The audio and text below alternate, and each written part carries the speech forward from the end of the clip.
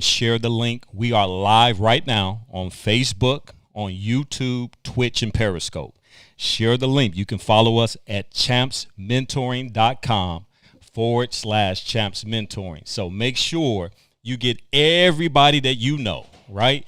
Maybe they don't have a brother or sister, but you know somebody that's an ally, right? Get them on so they can learn a lesson on us talking to us and telling our own narrative. We got some powerful panelists. But before I introduce our panelists for tonight, you know I have to pay homage for those who joined on last week. Yes, it was powerful and it was very emotional too.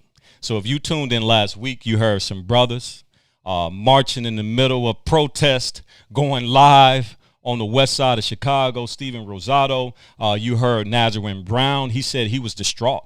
He said, I can't believe what's taking place under this administration. He's an 18-year-old on his way to Morehouse. You heard the youth speak directly to how he was feeling in this space. Then, of course, Jeff Days, he's an amazing administrator, superintendent here in the Illinois area. Then my good friend Derek Fleming Jr. got on and shared his perspective, and he talked about something very powerful. He talked about how he failed third grade, y'all, and he almost failed twice, but yet he was able to take that negative and make it a positive. That's why it's important for you not to give up on our boys and young men of color, right? And then, of course, all the way hailing from the South Side, my brother Damian Howard joined the conversation, and he talked about the power of mental health and everything that he did in the month of May during Mental Health Month. And then, of course, yelling all the way, Quo from the West Side, Kareem Wells, that's right.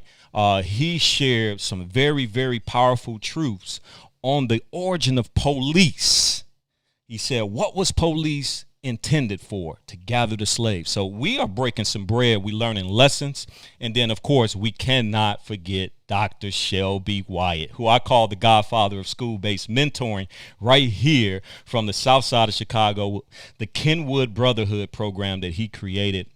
And he gave some very fascinating facts on the historical context, everything from what his grandmothers, his aunts taught him from many, many years ago. And so, man, we finna push this conversation forward tonight. Wait till I introduce our guest for tonight. Man, I'm so pumped and I'm so excited. So I'm gonna let these brothers introduce themselves in order, starting off with my main man, Busayo Adebayo, one of my former Gary Comer alumni, phenomenal young man. So, Mr. Adebayo, why don't you go ahead and introduce yourself, sir? Sure. Good evening, everyone. My name is Oluwabusayo Adebayo. Thank you so much, Mr. Singleton, for creating this amazing platform. I really admire your hard work, leadership, tenacity, and perseverance, and I look up to you as a role model. So thank you so much. A little bit about myself. I was born and raised in Nigeria. Then I moved to the United States about 10 years ago. I now reside on the south side of Chicago. I'm also an alumni from the Gary Coleman College Prep and an active member of the CHAMPS Meal Mentoring Program. On the side, I work on startups. I'm an innovator and I'm also a social entrepreneur. Over the past few years, myself and a team of change makers decided to create a startup to help college students find study partners. And we did a lot of great work, but it didn't really turn out the way I wanted it. But I learned a lot from it. And a couple months ago, I transitioned into a new role as a co-founder and CMO at Virtue Mind. Here we are empowering college students by providing them with tools needed to explore their mental health at their own pace within the comfort of their home. And I'm really excited to be a part of this conversation today to talk about our Black men of color and see how we can, change the narrative and make the community a better place. So thank you once again for having me. Absolutely. Thank you so much.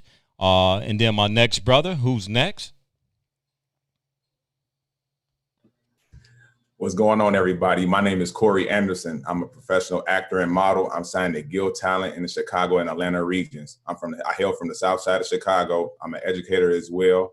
I'm also a Nike brand ambassador and Nike brand model. I also love working with the CHAMPS Male Mentorship Program.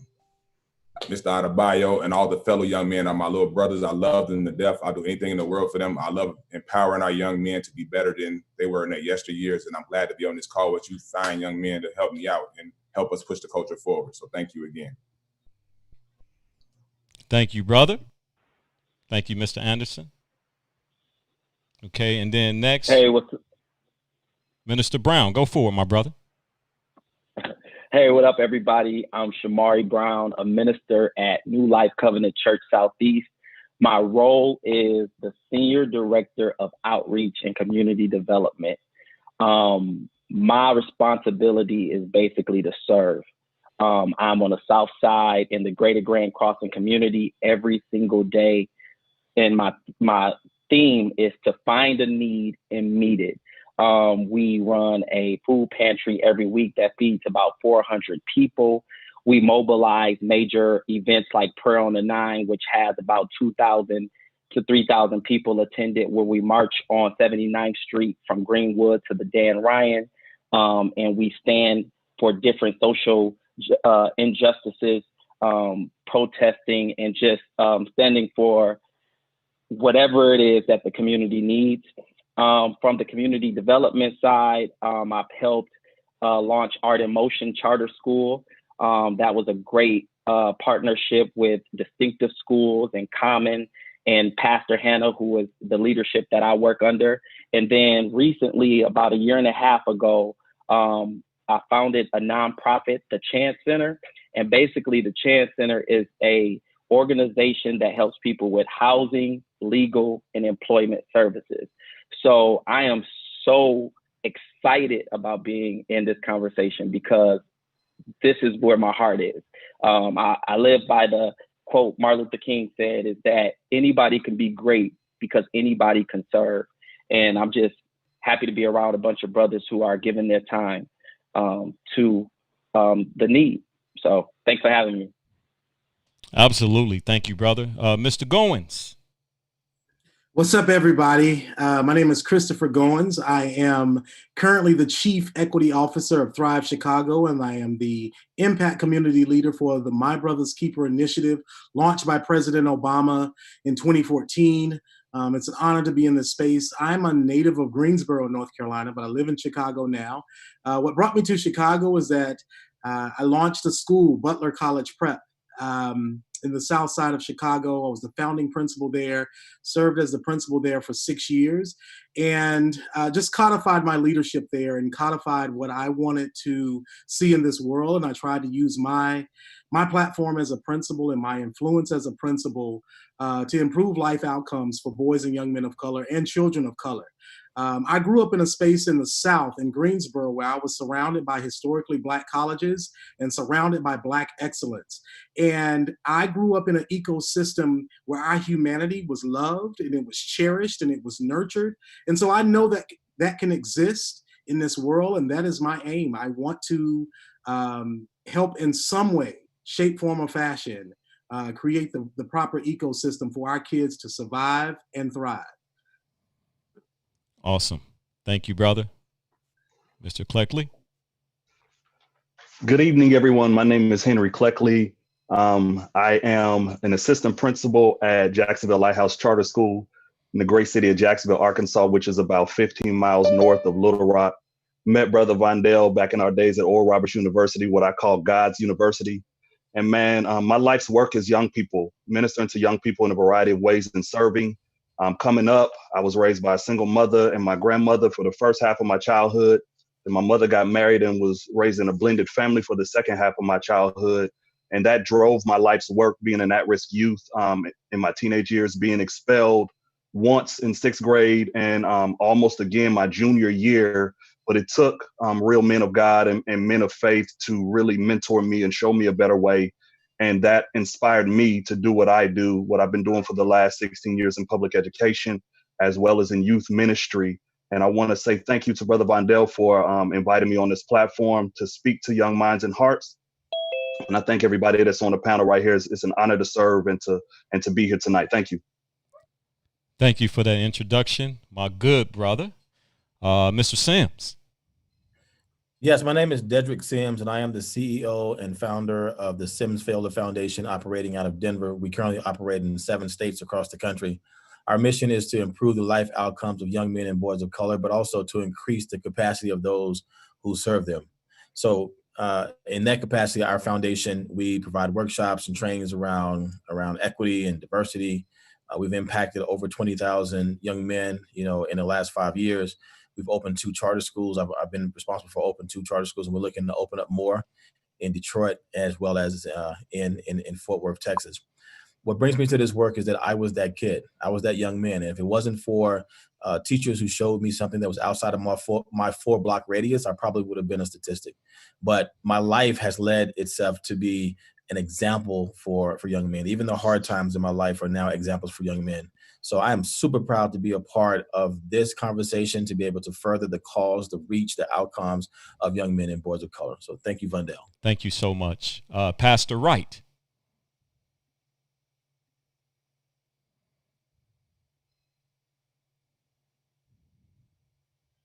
There you go.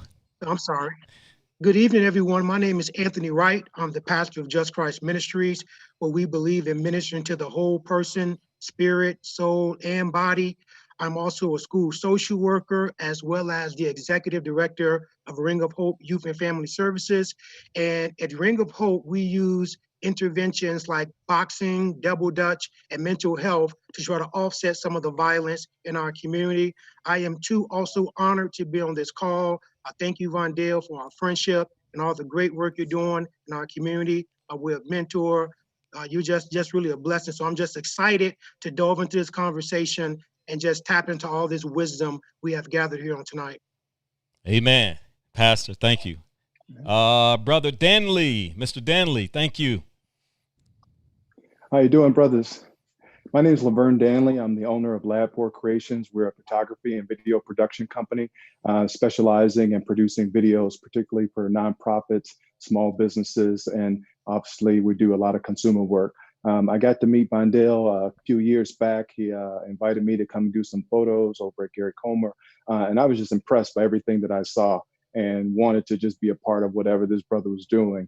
One of the things I pride myself on is that I've always felt that my role was to make, our people look good. So if we're doing photography, video production, any of that nature, I'm trying to make sure that we're putting our best foot forward. We're looking awesome and doing all the things that we should be doing as a people. And so I'm excited to be a part of this. I'm excited to help out any way I can.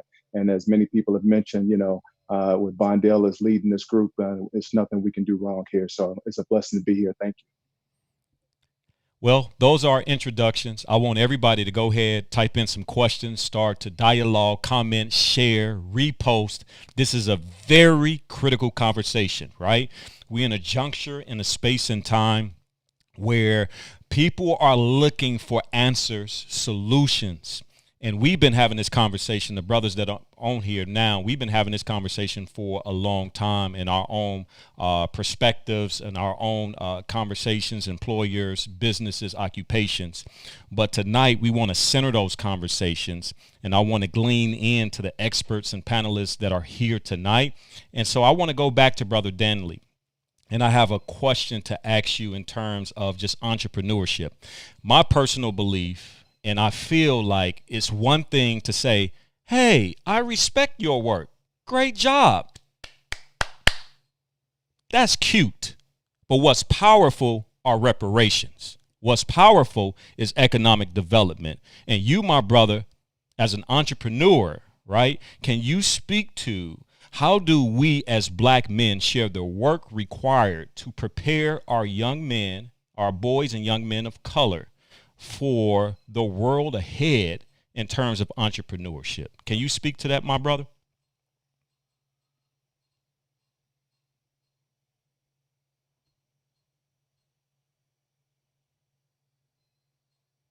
Unmute yourself.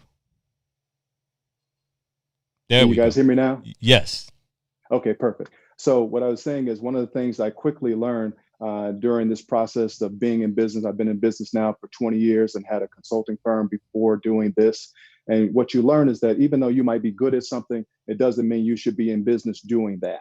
And so I think as entrepreneurs, as business owners, we need to have dialogue with our young men. They have so much passion, so many desires that they say, hey, I want to do my own thing, do this, that, and the other. And that's great. But they need somebody they can talk to, call upon and say, hey, I am thinking about doing this as a business. Can you share with me the pros and cons? And we've got to start that dialogue sooner than later. So it's not like we're crushing dreams or telling them, no, you got to do it my way.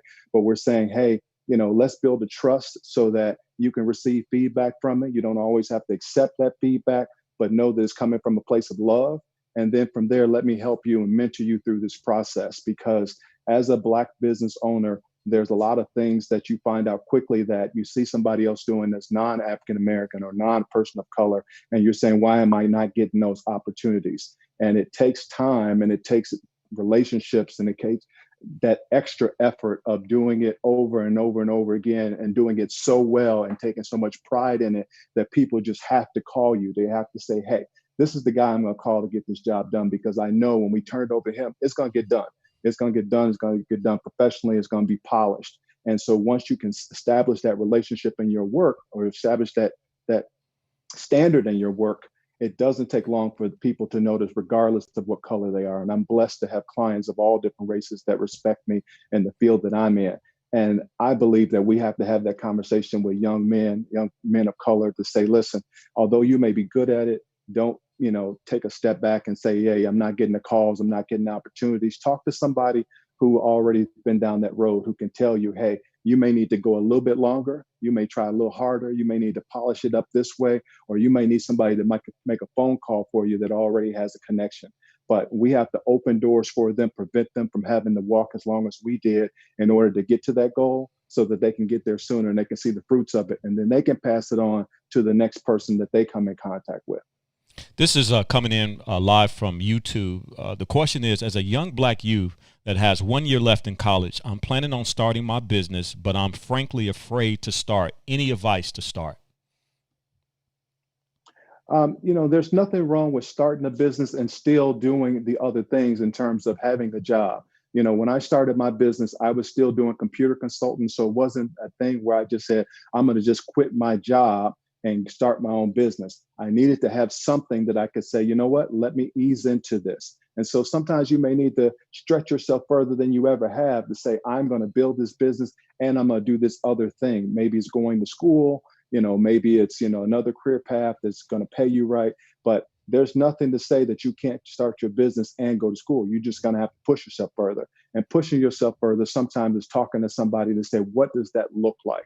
I don't understand what that looks like when you say push yourself further. Call someone like myself or someone else that's been in business and they can tell you that, your 9 to 5 might become your 5 to 9. Where you're having to get those extra hours to make your dream come true, because this is the time right now. Everybody's looking at young, African-American youth to lead the way in terms of new products, designs, all types of ideas. And so you got to go for it. And when I say go for it, do it smart, do it with support, do it with some guidance, some knowledge of people to help you out. Powerful. I want to go over to Busayo because this is right in his lane. I have to tell everybody a story on how I met Busayo. He was a freshman at Gary Comer College Prep, and I will never forget, it was during lunchtime.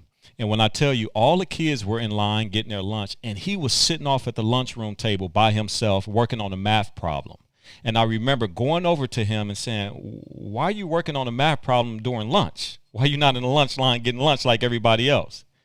And he said, I'm not behind. I want to stay ahead. And I will never forget this young man.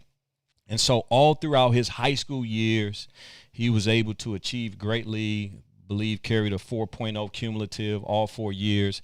Now he's in his senior year of college, right? Senior year, rising senior.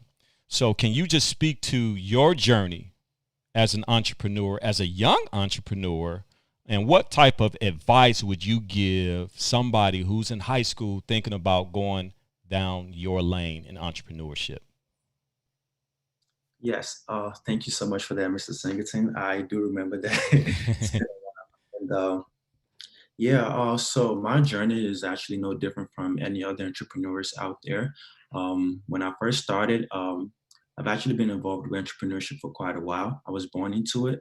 My family, my dad, my brother are into entrepreneurship as well. So me being involved is also, not new. When I first started, I had the idea of buying and selling on eBay. So that's kind of how I started.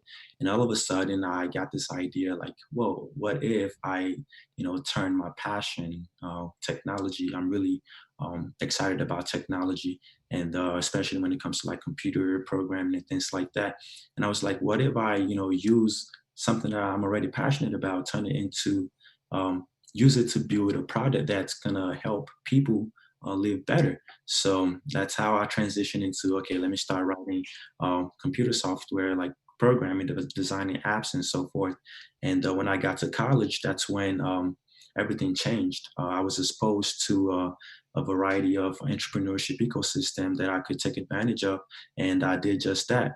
Coming from the inner city of Chicago, I know how difficult it is to, find people like yourself, find opportunities and resources.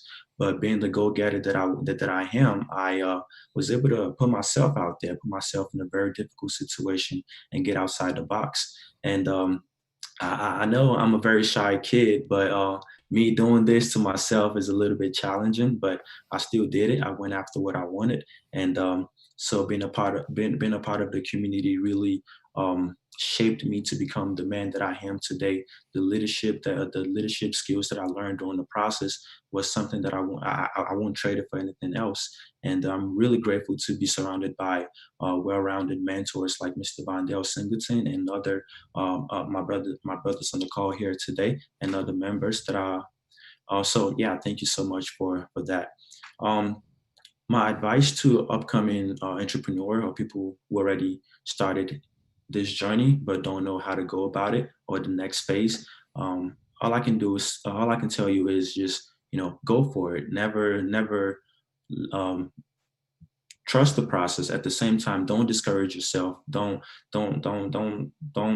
listen to what other people are saying. I want you to follow your goals and believe in yourself, because not until you believe in yourself, like you have to believe in yourself, because this process can be difficult, right? If you have a goal and you feel like, well, this is, I'm going to get there, plan it out and execute. Don't just plan something, but you have to plan it out and also execute.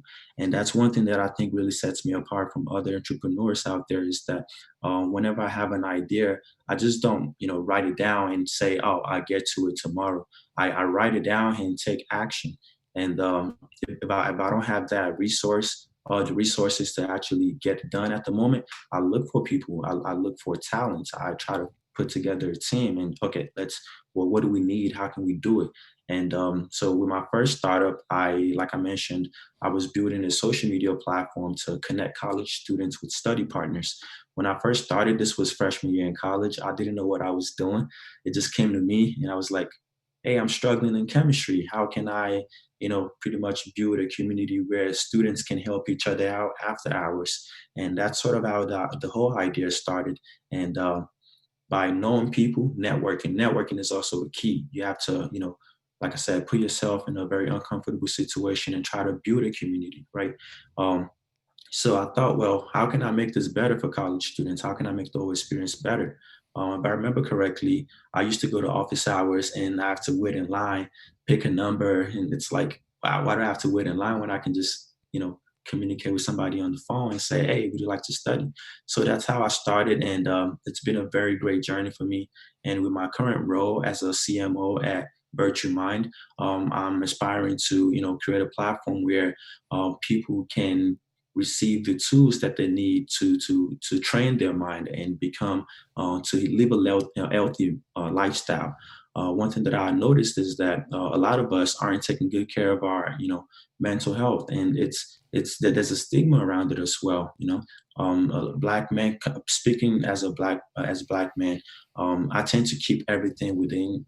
I feel like opening up to somebody else might show a sign of weakness, so I tend to bottle everything in. So I realized that this is something we need to start talking more about. And I'm very glad to be a part of this conversation. And I feel like conversations like this is something we need to start having. So thank you so much, Mr. Singleton, once again. Thank you.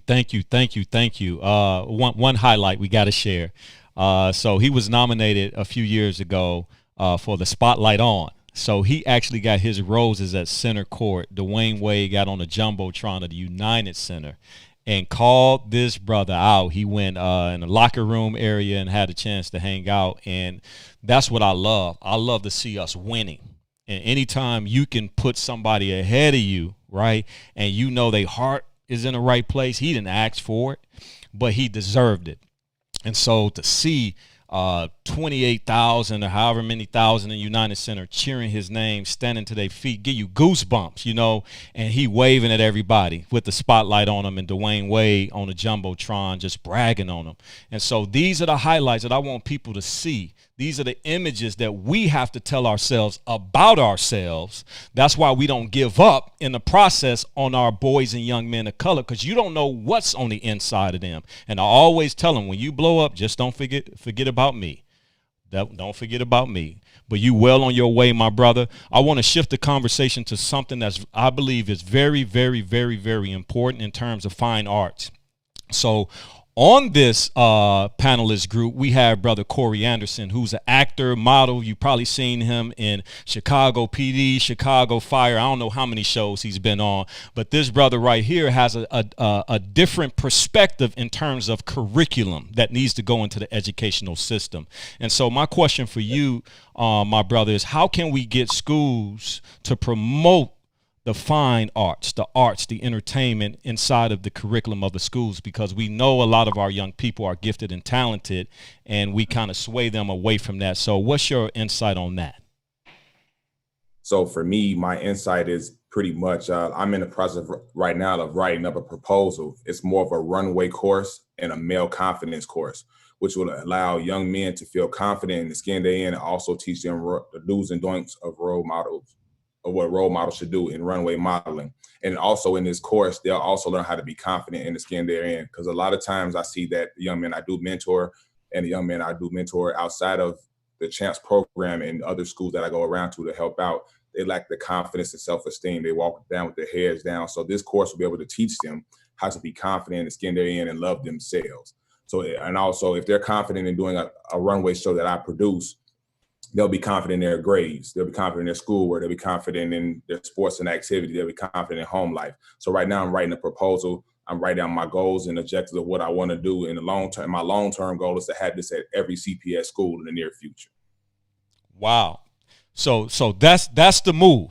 We cannot throw any of this away. Now, I'm about to pitch the conversation, and we can add to this. Panelists, feel free to jump in if you have anything or any insights. But Minister Shammrie Brown is also part of New Life, and I know that they just opened up a school around the arts. But I do want to shift the conversation, because we can't get to any of these things in terms of curriculum if our mind isn't right, if we're not fully engaged, because we're so traumatized by what we're dealing with and what we're seeing on a daily basis.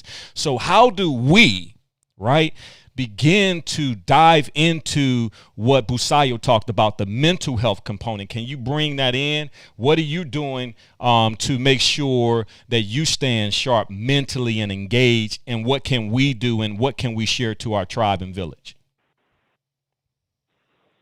If it's okay, I can jump off that part. I thought about this because mental health has been so important with what has been happening.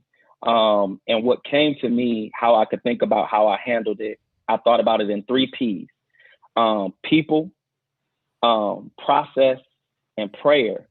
And people is, I want every young man, young woman out there to know that who you surround yourself around impacts your mental health. What they say, their opinions, their thoughts, their behaviors, all of that has an impact on the way we feel and the way that we think. So I just want to encourage everyone to surround yourself with positive people, because despite all of the devastation that's going on, the goal is not for us to lose our hope or our faith. That's not the goal of being angry. The goal of being angry is to move you into action to do something about the problem. But it is not to make you say, I don't got no hope. I don't got no faith. Because then you're stepping into what is called nihilism. And that is not believing in nothing. And when you don't believe in nothing, that messes with your ability to be motivated to do something. So surround yourself with good people so that you can be able to help monitor your mental health process. Like he said, he held everything in.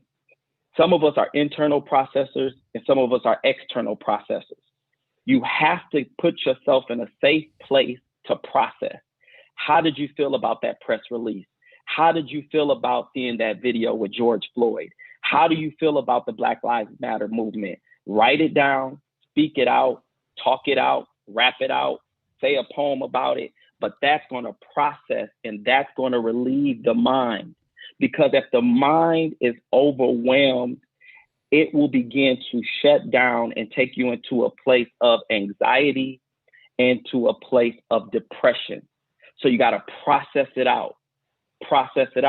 Then the last thing for me, everyone may not have a faith base here, but just prayer. And I don't talk about it from a religious standpoint. It's talking to God. So it's talking to God. It's saying how you feel about what's going on. It's saying that you're frustrated, you're angry. God, what's up? What's going on? God, help me. God, I'm afraid. So that's how I help relieve my mental health. And there's this book I wanted to show you guys. It's called Cognitive Behavioral Therapy Made Simple. If we could put that in the chat, by Seth Gillihan. This book can help you be a therapist to yourself. And it helps you capture those thoughts and so that they won't control your behavior. Because what I learned in this book, and I won't be that much longer, is that automatically the brain makes us go to wrong behavior. Automatically. So we have to take ownership of our mind and start to control what we're thinking so that we won't get caught up in the wrong side of this fight. That's my 2 cents. That's about powerful. Mental health. No, that's powerful. And I think it's so many layers to our experience, right? That we're actually processing everything right now just on this town hall. Like once we process something, it gets interrupted with something else. Then our attention gets diverted. We have to process that, then process that. I try to describe to individuals, and I really can't describe the experience of being a black man and how we are viewed, how we get microaggressions, how we go into the workplace. We have to carry our whole being, and yet we have to pretend that we're somebody that we're not in different spaces, in different rooms. And I've gotten to a place where I don't care necessarily what people think about me. I'm just my authentic self, because I have to live with me and I have to give an account to God what I do in my body. And I can't allow people to judge, ridicule, ostracize me, put me in a box, limit me. And so, man, thank you, because I want to build on that mental health component, because I believe is very important. Like I mentioned, Damian Howard, he touched on it last week, and we have conversations about this on a daily basis on what to do with these emotions, not to hide them, right? These emotions are natural. They've been given to us by God, but how we respond and what we do in terms of reaction versus response. A reaction is, I'm a just snap. But response is more thoughtful, right? And we don't have the privilege oftentimes to be responsive because things are happening so fast. So we put that book out, Cognitive Therapy. Make sure you look the book up, and we'll be bringing you back in. But I want to go to another brother who's on the ground. He's on the front lines, really, of all of this work that we're talking about, and that's Brother Goins. And I want him to come in and just answer a simple question and build upon it. What keeps you up at night, my brother? What keeps me up at night? I go to this space and think about what is normalized in the workplace. And when I say the workplace, I can only refer to a place of education. an institution of education, because I'm an educator. And I firmly believe that education is the pathway to liberation for all people, especially Black kids. But it's important for who's actually educating our kids. But what keeps me up at night is that we now have an agenda. We now have a movement for criminal justice reform. And I think we are now going to start to see criminal justice reform be the acts of police officers who are racist and the things that are happening in the criminal justice system. Eventually, and very soon, I think that type of behavior that we have seen before will no longer happen. It's going to become normalized. But I also think about how can we do that in our education institutions? How can we normalize the behavior that we need to see out of teachers, out of schools, out of school districts that properly benefit Black kids? And I want to charge this group, and I want to charge everyone that's the next movement after we finish protesting over George Floyd, Breonna, and Ahmaud, and all the others. We need to be protesting and fighting for racial transformation in the education system. And that keeps me up at night. I believe that our kids deserve to have teachers that look like them. I believe that schools should reflect the communities that they're serving. I believe that there should be equity when we think about how we pay for and fund education. And I want that behavior to be normalized, equity in education to be normalized. And the way that we do that is through policy changes, point blank period. In education, if you are teaching, and most of these gentlemen here, we all are like mentors or in the education space. And in education, you cannot say anything sexually inappropriate to one of your colleagues. You cannot say or do anything sexually inappropriate to a student. That is normalized behavior. It's in our handbooks. Why have we not made it normal for white teachers or systems to, like, why do we have to fight for that? That should be normalized. Microaggressions should be in HR policies. They should not be allowed to happen in a school space. You should lose your job just like we could lose our job if we sexually harass someone. And that's what keeps me up at night. This movement must transition, not taking anything away from the criminal justice reform, because we need that, but we all know about the school to prison pipeline. We have to address the power of education in this whole movement. And I'm getting worked up and I'm starting to sweat. Thank you, Vondale. Come on, man.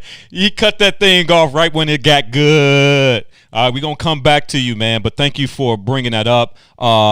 OT just shared, stop treating the current model of discipline in the same model of the criminal system. They are creating the psychological pathway to the criminal path. And so big facts.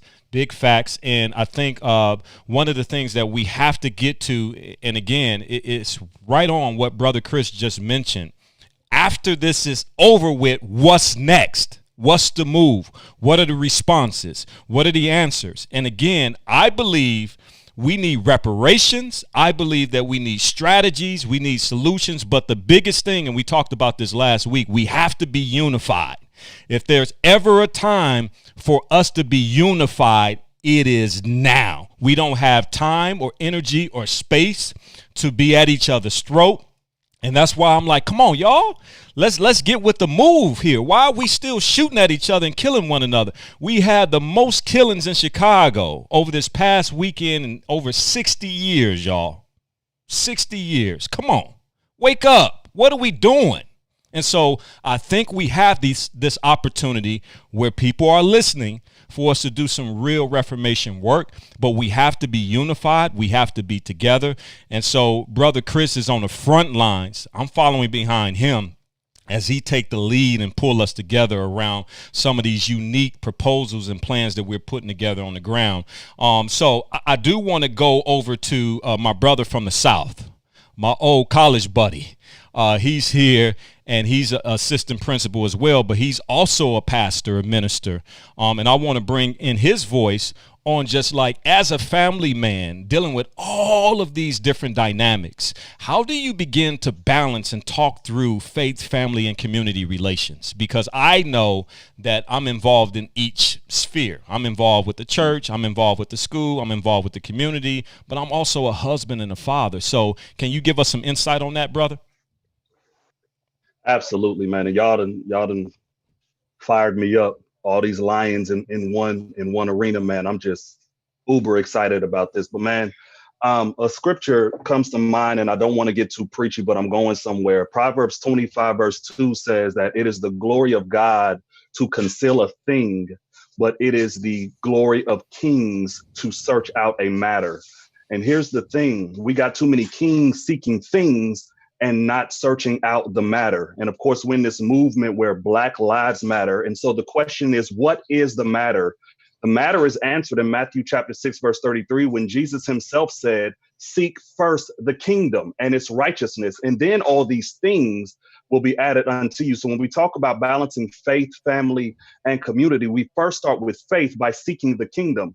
But here's the thing about what Jesus said. He said, seek first the kingdom, not seek only the kingdom. So when there's a first, it implies there's a second, there's a third, there's a fourth, and a fifth. And so when it comes to my family, listen, men, anyone listening under the sound of my voice, what happens at the house does not stay at the house. I know we live in this generation. I was raised in a generation where they said what happens at home stays at home. But anything that we encounter, good, bad, or indifferent in society, starts and ends with nurture. I understand there's a debate between nature versus nurture, what's caught and what's being taught. And I'm telling you, brothers, that, man, a lot of what is happening in life and in society today is being caught as opposed to being explicitly taught. And so when we talk about faith, family, and community, I remember coming up as a young man in a single parent home, and everybody in my house had different last names. And I was frustrated in school when people would say, they would call my mom Mrs. Kleckley, and her name was not Kleckley, her name was Carvel, because my siblings and I had different dads. And I made a declaration at 11 years old that when I grow up, everybody in my house is going to have the same last name. And so here I am today. My wife and I met at Oral Roberts University. We have 2 beautiful children, and we understand that what we teach our children and how we engage with our family dynamic has a direct impact with what goes on in society. And when we talk about community, you have to have a level of vulnerability in order to be a part of a community. I heard Brother Adebayo say it so succinctly and explicitly when he stated that in order to be in a part of a community, community is not just what you offer a community, but it's also what you bring back from a community. So there has to be a level of vulnerability and a level of I don't know in order to process in a community, man. And so we're doing the work here in Arkansas. I got into education for this very reason. When I started at Oral Roberts University, I said, man, I want to get into ministry because I want to serve young people just like brothers served me when I was younger, but then found this space in the public education realm, which is why I'm glad I went after Dr. Goins there, because when it comes to education reform in this country, man, I believe that is the proactive work that needs to happen in order for us to see real systemic change. It starts with education, of course, but of course the criminal justice system does need work as well. But in my opinion, that is more reactive as opposed to being proactive. And what we're doing in the education system, what's happening in these schools on a daily basis has got to change. And so, man, I appreciate, again, the platform. I got a whole lot more I want to say, but I don't want to take over, man. So I appreciate it. Hey, man, as you mentioned on the offset, we got some lions in here, and we hungry, and we ready to eat. And so, listen, guys, I'm telling you, I need for you to stop, pause right now, and share this with a young man who's confused. I had a mother call me today in desperation, and I'm not going to mention his name, but she called. She said, hey, Mr. Singleton, heard about your program. My son is 13 years old, and I'm afraid that he's going to be locked up or dead. Can you help me? And I said, that's what we do. Send him our way. So I hope he's on the line tonight, because I said, hey, we're going to be on the line talking about some solutions And I need for him to invest in his future, because the thing that Brother Brown was talking about was not giving up hope. And here's the thing that Brother Goins is talking about. This criminal justice system is a school of prison pipeline that we know is real. And so, as Brother Trey is bringing up, we have to be proactive, engaged.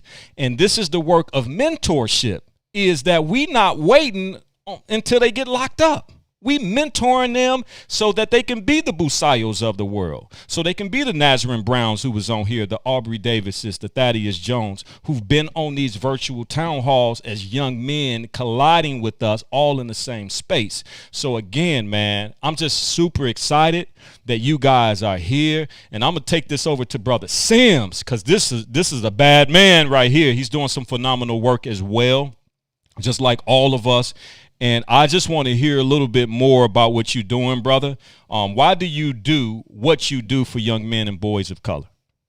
Man, first I got to acknowledge the power and the testosterone that's on this screen, man. I really appreciate that. And so, you know, the reason why I do what I do for young men and boys of color is because I was that kid.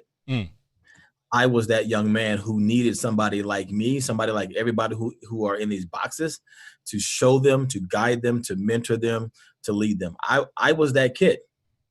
I was that kid who had a mother who, you know, who was a drug addict, or who was a prostitute, who shot me twice. I was that kid. I was that kid who had teachers who changed my life.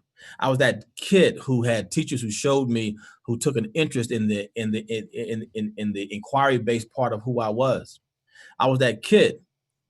I was the kid that we're talking about. I was the kid who could have been a statistic. I was that kid. And so that's why I do what I do. That's why I started 2 schools. That's why I started an organization. That's why I wrote 3 books. That's why I started a foundation all around young men and boys of color, because I was that kid. Someone says that you need to be the solution that you desire, right? I am the solution that I desire. And hopefully, you know, God allows me to be on this earth to impact more and more and more. So what our foundation does is that we not only impact the kids, we impact those who are serving our kids and working with our kids to increase their capacity to deliver learning experiences, or to create authentic relationships and partnerships, so that they can do more good than harm. So I was that kid. That's why I do what I do. And to listen to, you know, to Goins and to Kleckley, and I mean, it just all feeds into my spirit, and it reaffirms me for doing what exactly that I am doing. And I also believe that education is the key. I think that when we're thinking about these matters around, you know, police reform, I am totally appreciative of it. I appreciate that, but that's reaction. I think when you look at education, that's being proactive. Yes. I pride myself in being proactive in creating young men who are walking into our country, who are changing the system, who are taking their rightful place as being leaders in this community, and who are understanding the power of what being a young man is, and being able to lead families and communities in the right way. I was that kid. If you don't remember anything that I say, I want you to remember that I was that kid. I was that kid. And God has blessed me to be able to go on and take those harmful experiences that I've been through and turn them into opportunities and realities for other young men. 20,000 young men that we've impacted. 20,000 young men, and also over 5,000 educators and police officers and youth workers and all of that, man. Like, we've been able to impact that. And I lead from a place of unapologetic place. I don't apologize for what is happening. I believe this: if there is a system out there who's unapologetically opposing us and presenting obstacles, right, then someone has to be on the other side just as unapologetic. That's right. Just as intentional, just as intentional, saying that, no, this is not how it goes. This is who we are.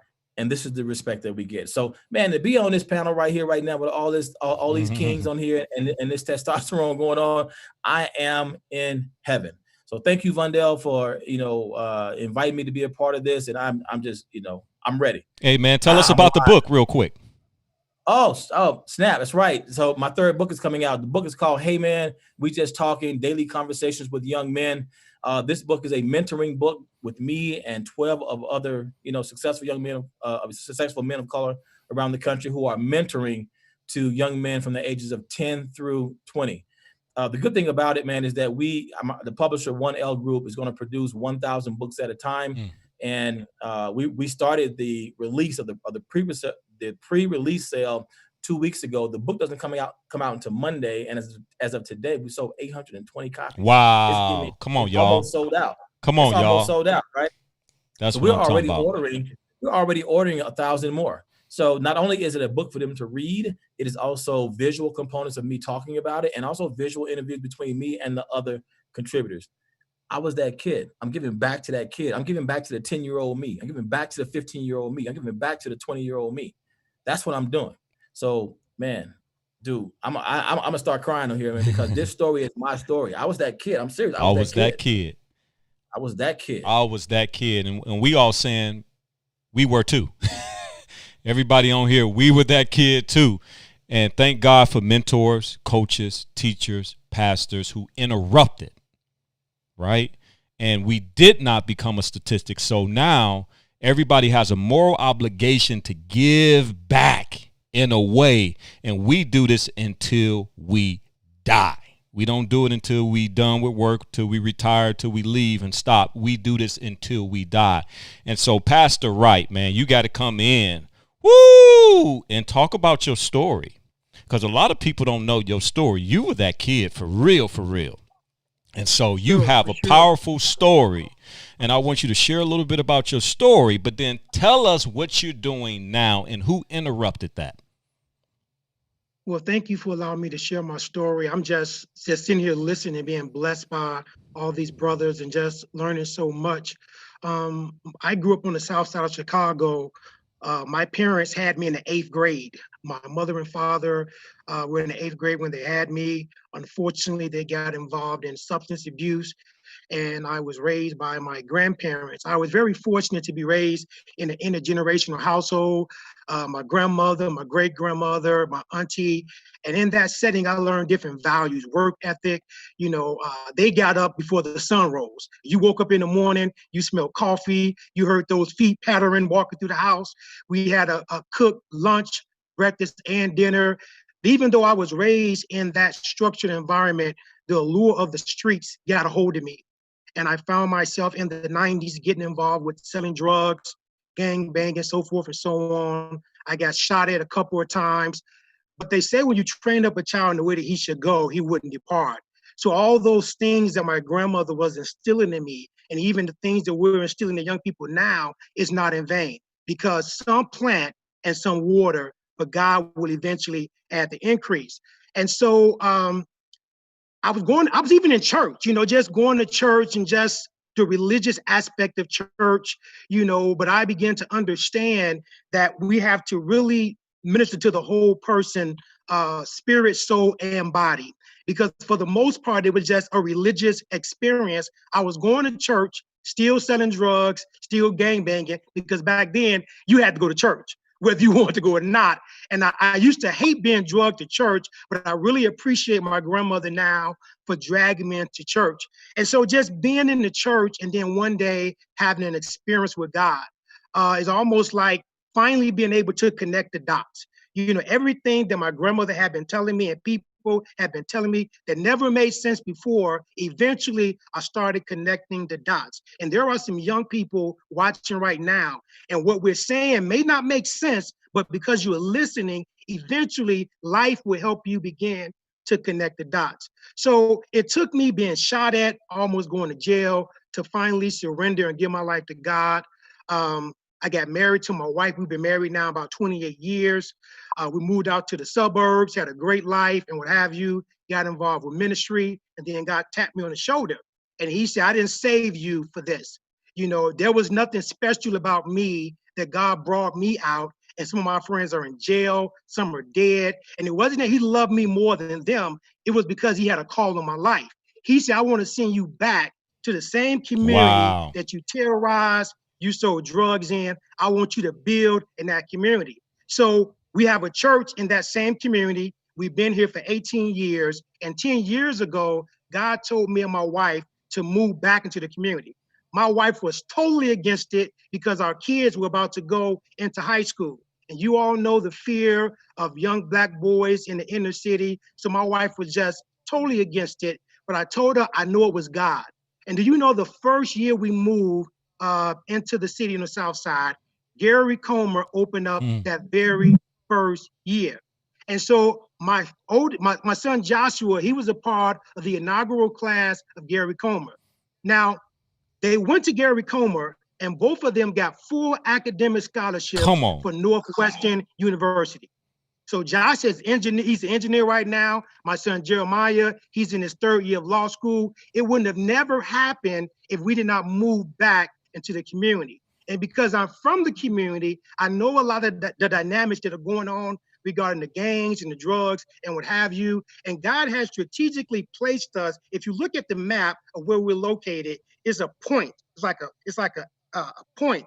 And we're placed right at this point in our community. And on either side of us, there are different gang territories. And so what we're doing now is we're trying to bring the two communities together. We started a project called One Community, Many Faces. And what we did was we did a real big mural, and we had people from different parts of the communities to submit pictures. And we wanted this big mural to represent how, even though we look different and maybe from different parts of the bylaw, actually, we're still one community.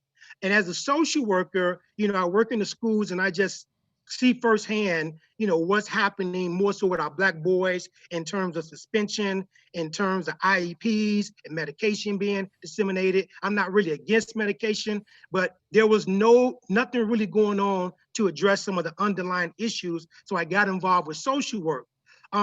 Just kind of fast forwarding, what I was doing in the school was not enough within those so many hours. So we started an organization called Ring of Hope. And what the Ring of Hope does, we use boxing and double dutch as a way for young men and women to channel some of their aggression in a positive way, so we could then build relationships and also do counseling and provide other supports. We also have a food pantry that feeds over 400 people a week. We're developing mental health facilities. So we're just trying to do whatever we can to, once again, minister to the whole person, spirit, soul, and body, because coming to church is great. It addresses the issues of the spirit, but what about the soul? Education is great, mental health. What about physical fitness, exercise, diet? So we're trying to provide wraparound services for our community and also create referrals for people to get services we don't provide, so that nobody in our community can say, I didn't have any help. I didn't know where to go. There was nobody to help me. And man, as you guys are digesting the powerful story that he's sharing, just last week, he opened up the church doors for us to do community service right there off 74th in South Chicago. And I watched him and his wife and his son give back their time, their energy, their resource. And he was just like, man, whatever you need, whatever you need. I asked him 3 times last week, and he was there all 3 times, not just opening up the church, but serving, taking out the trash, picking up the tables, greeting people, talking to people, showing them the land. And you can tell that the hand of God is on his life. But again, it started with his story. And we have to take the time to know the direction of young men and prophetically see where they will be, because he could have been locked up or dead. He was out selling drugs in the same neighborhood where he's pastoring. Y'all not hearing what I'm saying. On the south side of Chicago, right? Here's a man who fathered 2 sons who he mentioned, graduated from high school, graduated from college, beating the odds and coming back to serve that community. Now that's power right there. And that's why we do what we do. I know you may not understand it. I know y'all may be looking at us and saying, why they spending all this time with these knuckleheads? It's because, as Sims said, I was that kid. I was that kid. Come on, y'all. So it is, look, we can go all night. We only got 2 minutes to close, guys. I know it's almost 8:30. I want every panelist to give your closing remarks, starting the way we started off with Busayo.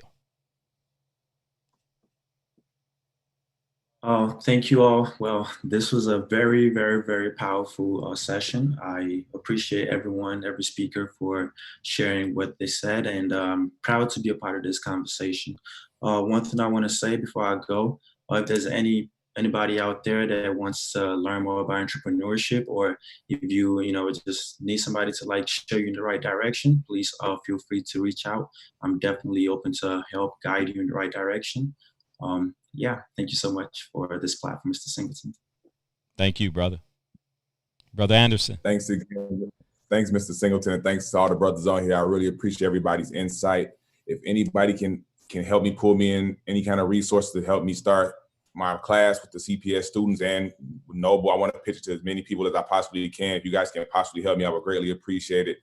You can get my email from Vondale. You can book me through my website, and I will gladly sit down with any of you guys to talk and how we can push it forward to make sure that we get these young men on the right path. And thanks again, and God bless. Can you just give us your handle or your website as well? Yes, my website is www.coryandersonthemodel.com. You can book me through there, and you can email me through there. It'll come to my phone. Perfect. Thank you. Wow. I just want to thank you so much for this opportunity. I am so hopeful. I am so excited about the future. And the one thing I want to tell any viewer on here is that you have power. But what makes power effective is when you channel it into a purpose. So you have to bring your power into a goal so that you can push it towards something to bring something to change. You could write a letter. That very letter that you write to your state official could be the one that changed the game. Young folks, don't feel like you don't got no power or no voice. You can get a good group of people together and make a huge difference. You don't stay on the sideline. Get in the game, because we are going to be led by you. We need you. And I am praying for you. I am here for you. I want to give you 2 handles for Instagram for you guys to look up to help you. There's an Instagram handle, Black Mental Wellness. Black Mental Wellness. Black Mental Wellness has information about how to help with your mental health and give you tools and resources. And then another one is I have a blog that I write I write for the YouVersion Bible app at Black Man Theology, BLACKMAN Theology. And I'm talking about how to see God from the perspective of a Black man. Those are the 2 things I want to leave you with. I love you. I might not know you, but I do love you. And that's why I do what I do. It's out of love. So I just want to leave y'all with that. Thank you, brother. Brother Danley, come on in. Brothers, I'm full just listening to you guys. And, I guess the thing that I want to share with, anybody who's watching is, as you can see from this conference, it's just people who love you, people who care about you, people who look beyond what you might have on your outside, what your mask might be. They just see the true you and they want to help you. So as a business owner, if you need help, definitely reach out. I can do the best I can to guide you, however I can help you with it. For the brothers on the call, anyone working with nonprofits, that's my area of specialty, getting those stories out, helping people get funding that they need. And so please reach out to me. I'm at Photography by LeVern Danley on Facebook. I'm at L Danley III on Instagram. And it's a blessing to be a part of this, Vondale. I thank you. Whenever you need me, I'm a call away. Anything I can do to help. God bless you, brothers. You guys are just a major inspiration tonight. Thank you, Brother Danley. Brother Goins. I'm full too. Thank you, Vondale. It's so great to meet all of you all and be in this space with every single one of you. Fully inspired. Thank you. I was a rough day. I needed this space. I just want to remind everybody that's watching, everybody that's on this panel with me, that what we're doing is all biblical. The name President Obama talked about, the way he named my brother's keeper, that is based on biblical principles and a biblical story. So what we're doing is ordained by God, and nothing can stop us. Come on. Absolutely nothing. And I do want to push everybody to continue the movement moving forward, that we need to bring attention to racial transformation in the education system. And this is the time to do it. We cannot allow any time to be wasted. Thank you, Vondale. I have no special handles. I'm just on Facebook, and you can just search my name. Thank you, brother. Minister Kleckley. So once again, I echo the sentiments of all the brothers on this panel. This has been an amazing experience. Thank you, Brother Vondale, for the opportunity. I want to leave you with this. George Floyd, his dying words were, "I can't breathe." And these words have a threefold meaning for me. One, literally, he could not breathe because he had the knee of a police officer literally on his neck. Number two, we're in the middle of a pandemic that literally attacks the lungs. The coronavirus attacks the lungs. It replicates itself in the lungs. Set it up. So we can't breathe. And then, of course, number three, figuratively, the systemic oppression that is in this country, specifically when it comes to Black and brown people in this country. But for three, I can't breathe, there are also three remedies or three ways that we can resurrect and resuscitate this generation. And those three things are information. We've got to get educated. Number two, inspiration. We've got to find ways to inspire. That's why I thank my brother Corey Anderson for the arts. And number three, innovation. And that's what this platform is doing. And innovation is simply this. It's not about technology. It's not about all these bells and whistles. Innovation is simply this: making changes in anything that has already been established. And so information, inspiration, and innovation. You can follow me on Facebook, friend me on Facebook at Trey Kleckley, or follow me on Instagram at I am Trey Kleckley. Thank you, brothers, once again. We love you all. Thank you, brother. Brother Sims. I love Brother Kleckley, man. Only a pastor can weave words together like that, man. Yeah. I'm from Pine Bluff, man, so I know. Yeah, absolutely. So what I want to say is that to the young men and people who are watching, especially the young men, don't let anybody define your story, right? Don't let anybody define what excellence is for you. You know, don't worry about what they call you, right? They can call you whitewash, Uncle Tom, sellout, whatever it is. One day they're going to call you boss. They're going to call you king. They're going to call you for a job. So stay true to your excellence, and you'll see where it takes you. I love you, man. I love you. Peace out. Thank you, Brother Sims. Pastor Wright. Yeah, thank you again, Vondale. Thank you, brothers. I've been so blessed on tonight just meeting you guys and hearing your stories. And I really want to kind of say something to you guys on the panel and other people who are on the front line doing this type of work. You know, vicarious trauma is real.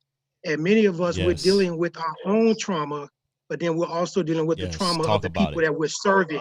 And so I know firsthand it could take an emotional and spiritual toll on us.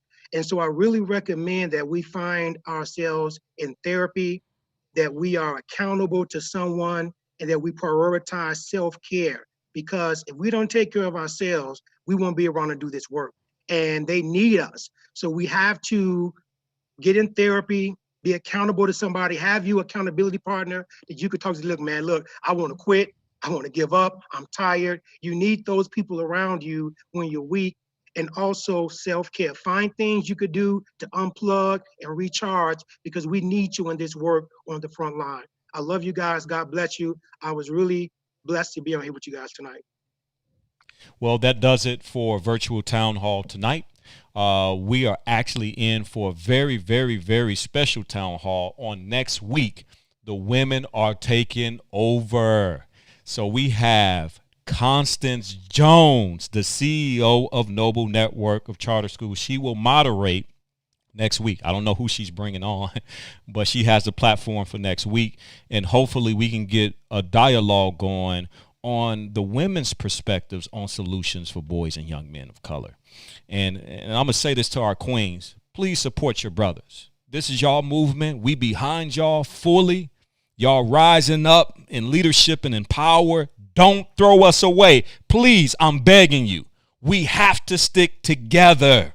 We have to come together if we're talking about transforming the world. And this is our time. They're listening. They're watching. And so, again, be ready to tune in on next Thursday. But I want to thank all of the panelists on tonight for giving up their time and sharing wisdom. We're going to continue to add to these conversations, and we're in partnership with some of the brothers that are on here that are doing some amazing things. So we all going to continue to support one another. You will not be able to divide us. So again, rewatch, share, and tune in next week. Thank you for your time.